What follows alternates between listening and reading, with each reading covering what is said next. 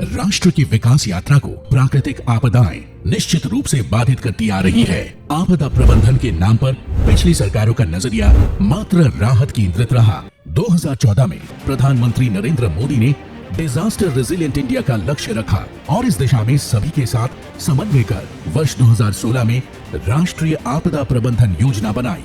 Disaster की आशंका को कम करने का सबसे अच्छा तरीका यही है कि हम सिस्टम में सुधार करें। इस लक्ष्य को विस्तार देते हुए मोदी सरकार द्वारा जीरो कैजुअल्टी अप्रोच के साथ काम शुरू किया गया है। इसके लिए वर्ष 2019 में कई महत्वपूर्ण नीतिगत बदलाव किए गए, जिसे अब अर्ली वार्निंग सिस्टम के माध्यम से आपदा का पूर्वानुमान कर लोगों को पहले ही आगाह कर दिया जाता है। रिस्पांस फोर्स, नजदीकी एनडीआरएफ और एसडीआरएफ तुरंत राहत एवं बचाव कार्य करते हैं। डिजास्टर रिस्क रिडक्शन के माध्यम से नए आपदा जोखिम को रोकना, मौजूदा को कम एवं उचित प्रबंधन आसान हो गया है। समुदाय आधारित आपदा प्रबंधन के माध्यम से लोग अब संसाधन युक्त होकर आपदा से निपटने के लिए तैयार हैं।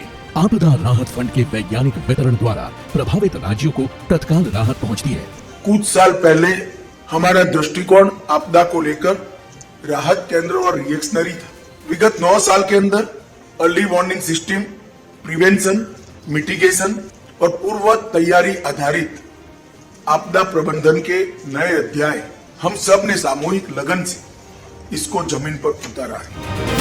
आपदा प्रबंधन के लिए एसडीआरएफ तथा एनडीआरएफ को 2005 से 2014 की तुलना में 2014 से 2023 में मिलने वाली धनराशि में लगभग तिगुनी बढ़ोतरी हुई है। अब राज्य सरकार की मांग से पहले ही केंद्रीय टीम यानी आईएमसीटी को आपदा के आकलन के लिए भेज दिया जाता है, जिसे तत्काल राहत मिल जाती है। इन बदलावों का ही सुखद परिणाम है कि भारत में चक्रवातों के कारण होने वाले जान माल के नुकसान में लगभग 98% की कमी आई है और लू से संबंधित मृत्यु में भी उल्लेखनीय कमी आई है।